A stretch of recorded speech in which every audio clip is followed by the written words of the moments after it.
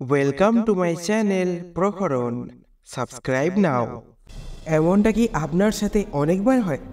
আপনার কাজ শেষ মুহূর্তে নষ্ট হয়ে যায়। জ্যোতিষীদের মতে কখনো কখনো এমন হয় যে আপনার কুণ্ডলিতে কোনো সমস্যা নেই, তবুও আপনার জীবনে অনবরত সমস্যা ঘিরে থাকে। আসলে এমনটা হয় আপনার খারাপ ভাগ্যের কারণে। আপনি কি জানেন আপনার ভালো এবং খারাপ ভাগ্যের জন্য আপনার কর্ম দায়ী? জ্যোতিষীদের মতে এমন কিছু কিছু কাজ আছে, সেই কাজগুলি করলে আপনার ভাগ্য আপনার উপর রুষ্ট হয়। ভাগ্য যখন কারো উপর রুষ্ট হয় তখন একজন রাজাকেও দরিদ্রে পরিণত করে। অতএব আপনার কাজ আপনি করুন, কিন্তু আপনার জীবনে এই বিষয়গুলি মনে রাখবেন। তার আগে আপনাদের কাছে একটি গুরুত্বপূর্ণ বার্তা। জিকে শিখবো নামে একটা নতুন চ্যানেল খুলেছি। সেখানে সমস্ত রকমের জিকে, কোন ফল খাওয়া ভালো, কোন সবজি খাওয়া ভালো, কোন সবজি খেলে ক্যান্সার হয়, কোন মাছ খেলে ক্যান্সার হয়, কোন ফল খেলে কিডনি ভালো হয়, কোন জিনিস খেলে টাক পড়ে যায়, এমনই বিশ্বের আরও অজানা কিছু তথ্য ওই চ্যানেলে থাকবে। তাই আপনাদের কাছে একটা অনুরোধ, ওই চ্যানেলটাও সাবস্ক্রাইব করে রাখবেন। এই চ্যানেলের ডেসক্রিপশানে এবং কমেন্ট বক্সে লিঙ্ক দেওয়া আছে, তো প্লিজ ওই চ্যানেলটাও সাবস্ক্রাইব করে রাখুন।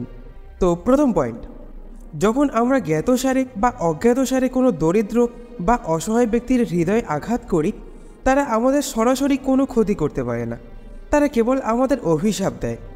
যখন কোনো বিপদ চলছে বা আপনার অশুভ সময় চলছে এবং সেই সময়ে কেউ যদি আপনাকে খারাপ অভিশাপ দেয়, তখন তা বন্দুকের গুলির মতো কাজ করে। জানেন কি এটা আপনার কী ক্ষতি করে? আপনার মনকে দুমড়ে মুচড়ে রাখে, চলার পথে হাঁটতেই দেয় না, সব সময় কিছু ভুল হয়, আয়ের উৎস বন্ধ হয়ে যায় এবং আয়ের নতুন উৎস খুঁজে না পেয়ে ঋণের দায়ে আটকে পড়তে হয়। এছাড়াও গৃহে শুভ কাজ হয় না, বিবাহে বাধা, সন্তানের জন্ম হয় না, সমস্ত দেবতা আমাদের ছেড়ে চলে যান, ইষ্ট দেবতা এবং পূর্বপুরুষরাও আমাদের ছেড়ে চলে যান। তাই এবার থেকে এ বিষয়ে সাবধান থাকতে হবে। তো পয়েন্ট নাম্বার 2, ভাঙা পাত্র। ভাঙা বাসন ঘরে একেবারেই রাখবেন না। বলা হয় যে এটি জীবনে দুর্ভাগ্য নিয়ে আসে। জ্যোতিষশাস্ত্র মতে ভাঙা বাসন এবং ভাঙা জিনিস বাড়িতে রাখলে রাহুর নেতিবাচক প্রভাব পড়ে এবং এমন বাড়িতে দেবী লক্ষ্মী পা রাখেন না। পরের পয়েন্ট, জীর্ণ জামাকাপড় দান করা। কখনো কাউকে জীর্ণ পোশাক দান করবেন না। কাউকে দান করতে চাইলে ভালো কাপড় দান করা উচিত। জ্যোতিষীদের মতে দান করার সময় কিছু নিয়ম মেনে চলা উচিত। খারাপ জিনিস দান করে কোনো লাভ নেই, বরং তা আপনার ভাগ্যের উপর প্রভাব পড়ে। পরের পয়েন্ট, যদি কোনো অতিথি বা আত্মীয় আপনার বাড়িতে আসে, তাকে কখনোই আপনার বাড়ির পূজা ঘরে দেখাবেন না। আপনি কিভাবে পূজা করেন এবং আপনি কার পূজা করেন, এই সমস্ত বিষয় গোপন রাখুন। এরূপ করলে আপনার পূজা ও গুরু দীক্ষা বৃথা হয়ে যায় এবং আপনার বাড়িতে আশীর্বাদ আসে না। পরের পয়েন্ট, জ্যোতিষীদের মতে খারাপ কাজ করা বা লোকের বাড়িতে খাবার খাওয়া একদমই উচিত নয়।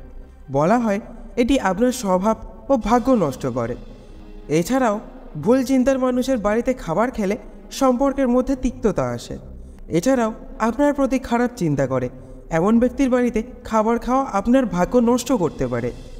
পরের পয়েন্ট, ঋণ নিলে অবশ্যই তা পরিশোধ করুন। অন্যের কাছ থেকে টাকা ধার নিলে অবশ্যই তা পরিশোধ করতে হবে। প্রয়োজনের সময় ঋণ নিয়ে সময় মতো ঋণ পরিশোধ না করলে আপনার জীবনে খারাপ সময় আসে। তাই কারো অর্থ অপব্যবহার করা উচিত নয়। পরের পয়েন্ট, খারাপ জামা কাপড় পরা। আপনার যদি ভালো কাপড় থাকে তারপরও আপনি ভালো কাপড় না পরেন, অর্থাৎ নোংরা, না ধোয়া ও ছেঁড়া কাপড় পরেন, তাহলে ভাগ্য আপনার উপর ক্রুদ্ধ হয়। জ্যোতিষ মতে এতে দেবী লক্ষ্মী ক্রুদ্ধ হন এবং অর্থের ক্ষতি হয়। এছাড়াও জ্যোতিষীদের মতে চুরি করা পোশাক পরলে আপনার ভাগ্যও চুরি হয়ে যায়। প্রকৃতপক্ষে পোশাক শুক্রের কারক এবং চুরি করা পোশাক পরলে শুক্র এবং দেবী লক্ষ্মী উভয়েরই রাগ হয়। পরের পয়েন্ট, কখনো কারো কাছ থেকে বিনামূল্যে কিছু নেবেন না। কথিত আছে যে কারো কাছ থেকে বিনামূল্যে কোনো জিনিস বা সেবা নেওয়া উচিত নয়। জ্যোতিষশাস্ত্র অনুসারে কারোর কোনো জিনিস বা সেবা বিনামূল্যে না নিয়ে এর মূল্য দিতে হবে। এটি করলে দুর্ভাগ্য আসে এবং হঠাৎ আপনার সম্পদ কমতে শুরু করে। এর জন্য দরিদ্রের খাওয়ানোর চেষ্টা করুন এবং তাদের ভালো কাপড় দান করুন। পরের পয়েন্ট, এইটো হাত দিয়ে রান্নাঘরের পাত্র স্পর্শ করবেন না। জ্যোতিষশাস্ত্র অনুসারে এঁটো হাতে রান্নাঘরে সব বাসন স্পর্শ করে তা পরিষ্কার না করে রাখলে ঘরে উন্নতি আসে না এবং দেবী অন্নপূর্ণা ক্রুদ্ধ হন। পরের পয়েন্ট, দান ও পুণ্য সবসময় গোপন রাখা উচিত। দান ও পুণ্য গোপন রাখলেই ফল পাবেন। গোপনীয় দান দেবতার চোখের সামনে থাকে। আপনি কখন, কোথায় এবং কতটা দান করলেন তা কখনই কাউকে বলবেন না। পরের পয়েন্ট, আপনার কলম কাউকে দেয়া উচিত নয়। বলা হয় এতে আপনার আর্থিক ক্ষতি হতে পারে। অতএব আপনি যদি আপনার ব্যবহার করা কলম কাউকে দেন তাহলে এবার থেকে সাবধান হন। পরের পয়েন্ট, নারীদের সম্মান করুন। যারা ঘরের বা বাইরের মহিলাদের অপমান করে তাদের প্রতি মা লক্ষ্মী এবং ভাগ্য উভয়ই রেগে যান। প্রাচীনকাল থেকেই বলা হয়ে থাকে নারীরা ঘরের লক্ষ্মী, তাই তাদের সম্মান করলে ঘরে সুখ ও আশীর্বাদ আসে। পরের পয়েন্ট, ফাইন্যান্স অর্থাৎ টাকা। আপনার কত টাকা আছে, আপনি কত টাকা উপার্জন করেন, আপনার কত ব্যাংক ব্যালেন্স আছে এবং কত ঋণ আছে, এসব কথা কখনোই কাউকে বলবেন না। এই সমস্ত জিনিস গোপন রাখা উচিত, না হলে আপনার জীবনে সমস্যা আসতে পারে। পরের পয়েন্ট, আপনি অসুস্থ হলে আপনি কতটা অসুস্থ তা সবাইকে জানানো উচিত নয়। আপনার অসুস্থতা, আপনার কী রোগ, আপনার দুর্বলতা সম্পর্কে কাউকে বলবেন না। এইগুলি কেবল তাকেই বলুন যাকে বলা একই মাত্র প্রয়োজন।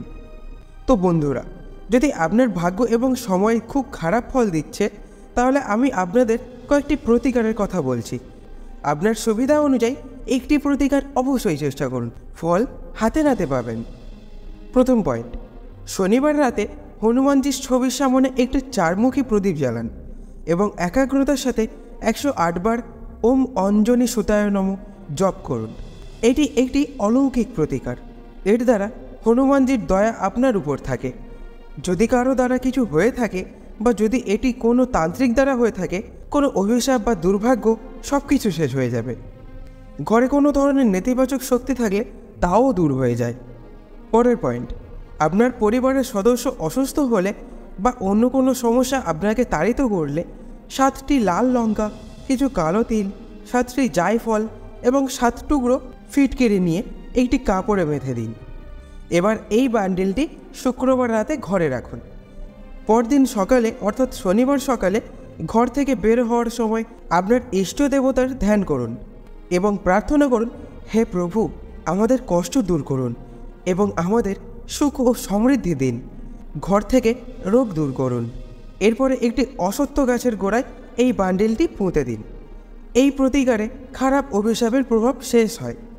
পরের পয়েন্ট, শনিবার সন্ধ্যায় অর্থাৎ সূর্যাস্তের পর সন্ধ্যা 6টা থেকে 7টা নাগাদ শমী গাছ বা খেজুর গাছের নিচে একটি প্রদীপে তিলের তেল ঢালুন এবং কালো সুতির সুতো দিয়ে বাতি তৈরি করুন এবং জ্বালান।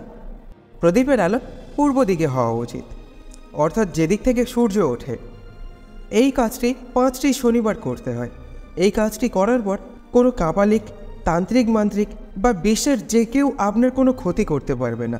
এই কাজের পরে খারাপ ইচ্ছাও অকার্যকর হয়ে যাবে। আপনি রাজার মতো জীবনযাপন করবেন। এই প্রতিকার অন্তত 7টি শনিবার করুন। পরিবার সুখী হবে এবং ব্যবসায় উন্নতি হবে। এছাড়াও মানুষের সাথে সম্পর্কের উন্নতি হবে। ভাগ্য যদি আপনার পক্ষে না থাকে তাহলে এবার থেকে এই নিয়মগুলি মেনে চলার চেষ্টা করুন। মা লক্ষ্মীর আশীর্বাদে আপনার জীবনে শীঘ্রই সৌভাগ্য আসবে। তো ভিডিওটা যদি একটুও ভালো লেগে থাকে তাহলে একটা লাইক, শেয়ার ও সাবস্ক্রাইব করতে ভুলবেন না। তো সম্পূর্ণ ভিডিওটা দেখার জন্য আপনাদেরকে জানাই অনেক অনেক ধন্যবাদ। ভালো থাকুন, সুস্থ থাকুন। দেখা হচ্ছে আগামীকাল ঠিক সন্ধ্যা 7:30টায়। ততক্ষণ পর্যন্ত সবাই মিলে কমেন্টে বলুন জয় মা লক্ষ্মী।